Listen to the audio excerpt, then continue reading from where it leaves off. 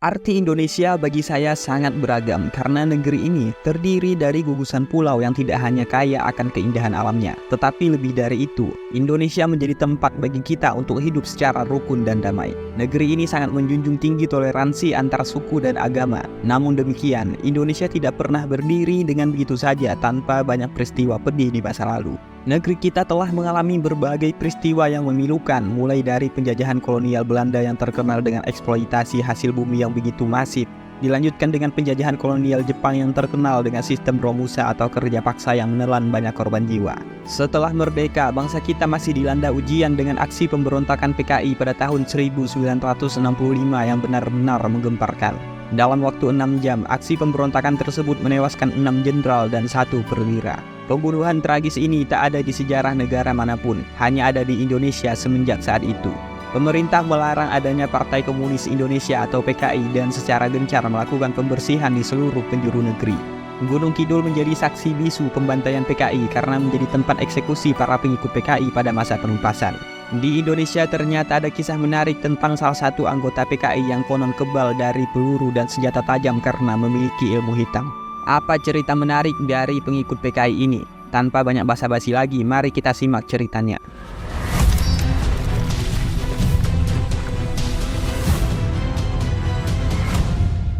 Partai Komunis Indonesia adalah sebuah partai politik di Indonesia yang telah bubar. PKI merupakan partai komunis non-penguasa terbesar di dunia setelah Uni Soviet dan Tiongkok.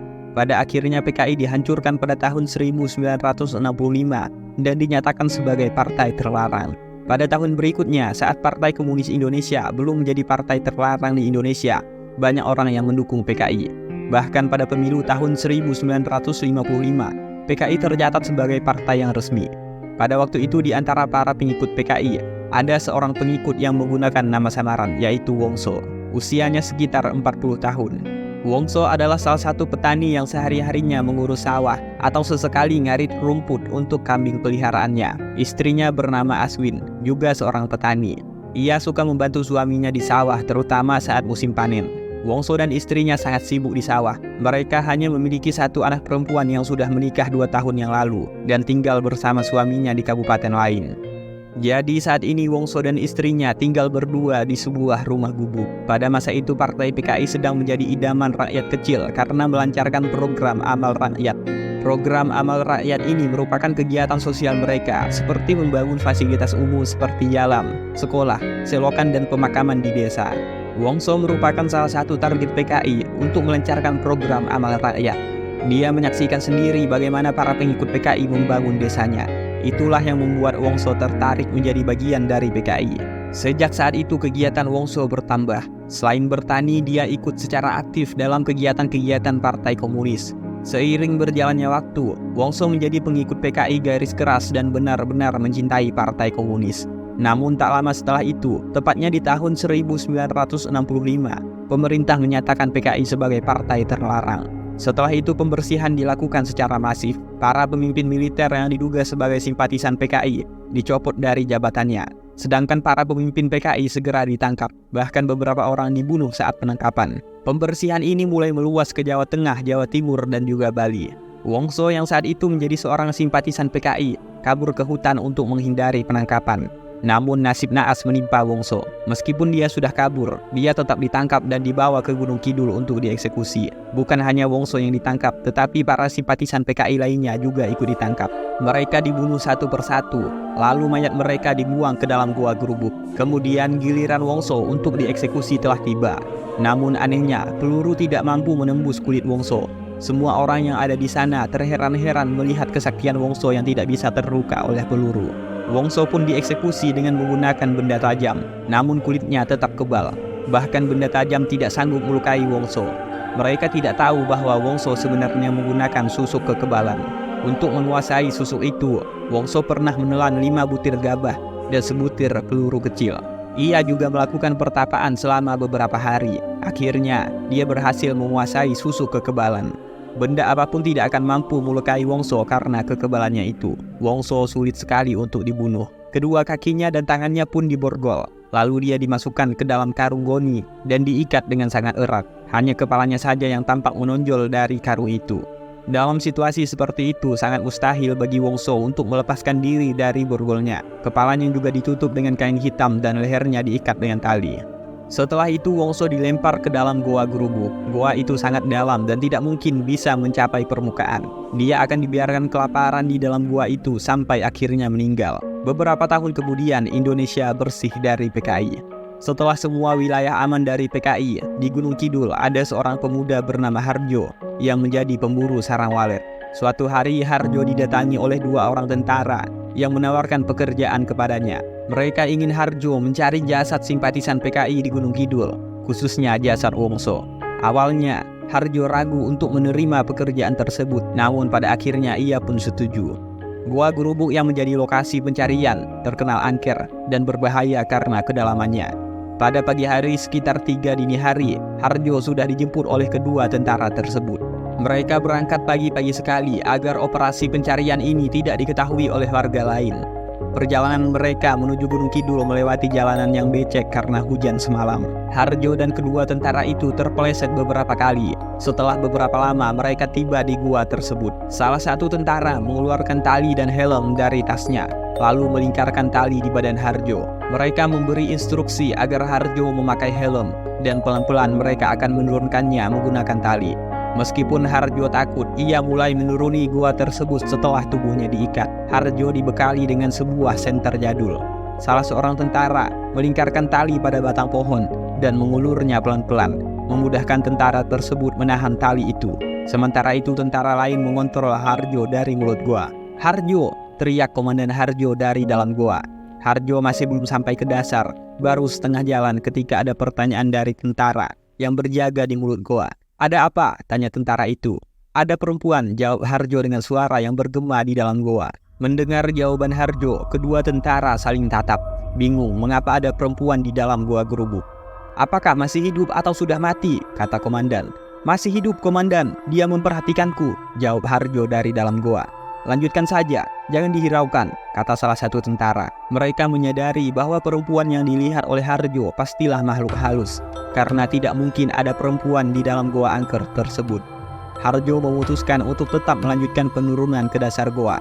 Ia melihat sosok wanita yang duduk di atas batu, masih memandanginya. Wanita itu berwajah pucat dan mengenakan pakaian layaknya sinden. Harjo berusaha sebisa mungkin untuk tidak menoleh pada wanita misterius tersebut. Dengan hati-hati, Harjo mulai menelusuri goa gurubuk dan tidak lama kemudian, dia menemukan bekas karung yang sudah memudar. Di dekat karung goni itu tergeletak sebuah tengkorak manusia. Tanpa rasa jijik, Harjo menyentuh tengkorak tersebut dan berusaha mencari bagian tulang lainnya. Tetapi tidak ada yang ditemukan, hanya tengkoraknya saja. "Komandan, saya menemukan tengkorak dan bekas karung goni," teriak Harjo dari dalam goa. "Baik, tunggu sebentar," kata tentara itu dari mulut goa. Kemudian Harjo melihat sebuah karung diturunkan perlahan menggunakan tali. "Harjo, masukkan barang yang kamu temukan ke dalam karung ini, lalu ikatkan dengan erat. Nanti aku akan menarik karung itu ke permukaan," kata si tentara. "Baik, komandan," jawab Harjo. Suaranya bergema di dalam goa. Harjo pun menuruti perintah tentara tersebut. Dia memasukkan tengkorak dan bekas karung goni ke dalam karung itu, lalu mengikatnya dengan erat. "Sudah, komandan," jawab Harjo. Karung itu perlahan-lahan diangkat ke permukaan. Setelah berhasil menarik karung ke permukaan, Harjo menyusuri setiap lekuk goa.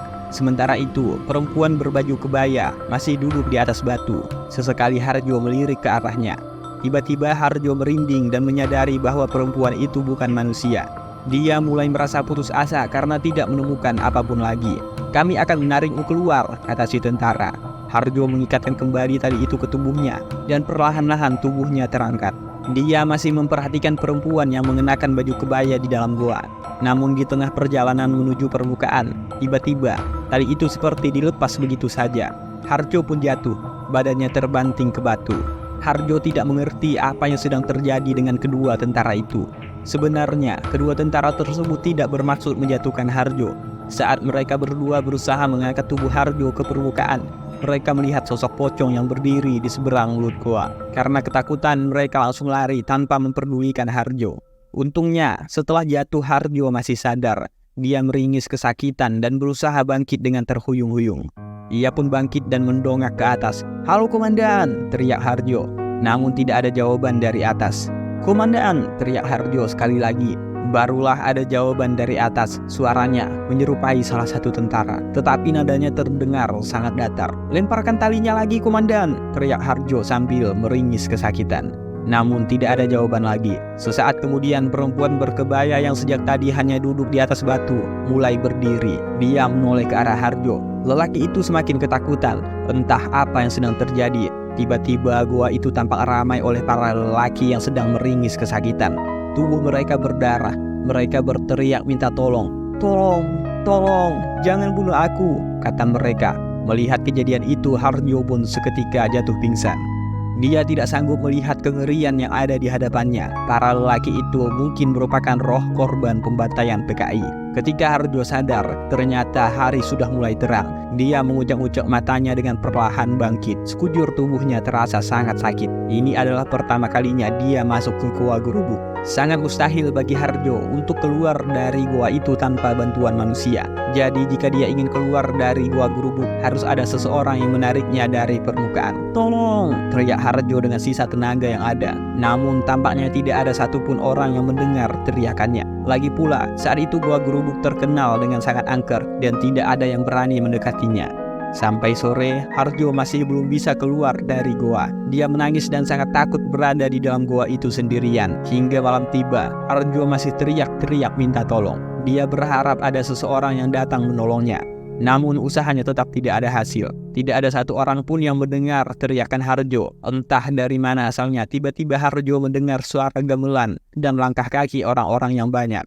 Harjo menoleh ke arah kanan dan melihat sebuah iring-iringan yang sangat aneh. Ada para lelaki yang berpakaian putih dengan pakaiannya yang penuh dengan bercak darah. Mereka menggotong sebuah singgasana. Di atas singgasana itu ada seorang wanita yang berpakaian kebaya dan sedang duduk manis seperti seorang ratu kerajaan. Di belakang para lelaki itu ada juga orang-orang yang menabuh gamelan. Harjo mundur beberapa langkah, nafasnya terengah-engah. Dia sangat takut dengan apa yang dilihatnya saat ini. Seketika suara gamelan itu berhenti serentak. 4 orang lelaki yang menggotong singgasana juga berhenti. Mereka menurunkan si perempuan yang wajahnya pucat seperti mayat mendekat ke arah Harjo. "Jangan takut, kami sudah menerimamu menjadi warga," ucap wanita itu. "Tidak, aku tidak mau tinggal di sini. Tolong keluarkan aku mohon." Harjo menangis sambil berlutut. Tampaknya wanita itu tidak peduli. Walaupun Harjo menangis, dia malah kembali pada rombongannya. Kemudian jomplang pun kembali ditabuh. Dan si perempuan misterius itu mulai menari layaknya ronggeng.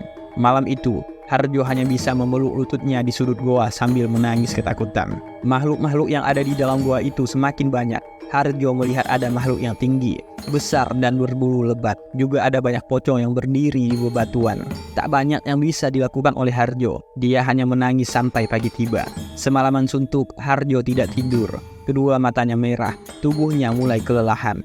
Mungkin sekitar jam 6 pagi, tiba-tiba ada seorang lelaki yang memanggil-manggil Harjo dari permukaan goa. Harjo sangat mengenal suara itu. Tidak salah lagi, itu adalah bapaknya Harjo. Dengan sisa tenaga yang ada, Harjo pun bangkit dan kembali berteriak. "Pak, tolong aku, Pak!" teriak si Harjo. Dan dari mulut goa itu, kemudian sebuah tali diulurkan perlahan. "Harjo, ayo naik," kata bapaknya Harjo.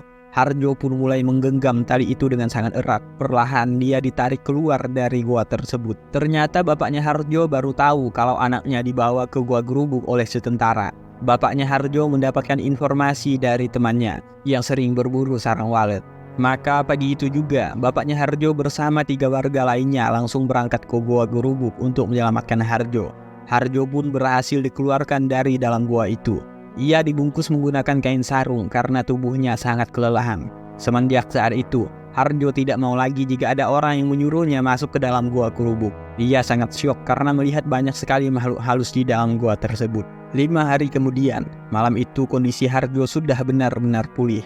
Dia berbaring di atas tempat tidurnya sambil menunggu tidur. Sementara itu bapaknya si Harjo masih sibuk membuat suling di dapur. Sekitar jam 12, Harjo dan bapaknya mendengar ada suara perempuan di luar rumah yang memanggil nama Harjo. "Harjo, pulang yuk Harjo," kata si perempuan. Perlahan bapak Harjo mengintip dari balik dapur. Dia melihat ada seorang wanita yang berpakaian kebaya berdiri di dekat rumahnya. Bapaknya Harjo kemudian beranjak ke kamar anaknya. Saat itu Harjo meringkuk di sudut kamarnya sambil memeluk dengkul.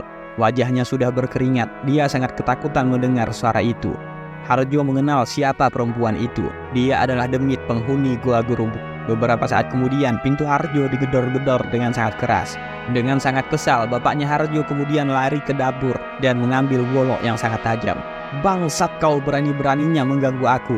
Bapaknya Harjo keluar dari rumah sambil mengancungkan golok. Namun anehnya, tidak ada siapa-siapa di luar sana.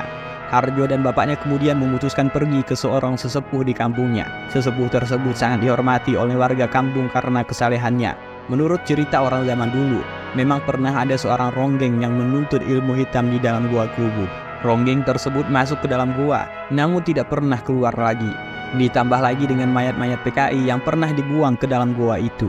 Sesepuh itu memberikan 3 buah kertas yang sudah dituliskan doa-doa dalam bahasa Arab. Dia menyuruh Harjo menempelkan kertas-kertas itu di dinding rumahnya. Semenjak saat itu, si wanita ronggeng tidak pernah lagi mengganggu Harjo. Sekedar sebuah informasi saja, sekarang Gua Gerubuk sudah tidak angker lagi seperti dulu. Sekarang gua itu menjadi tempat destinasi wisata yang sangat menyenangkan.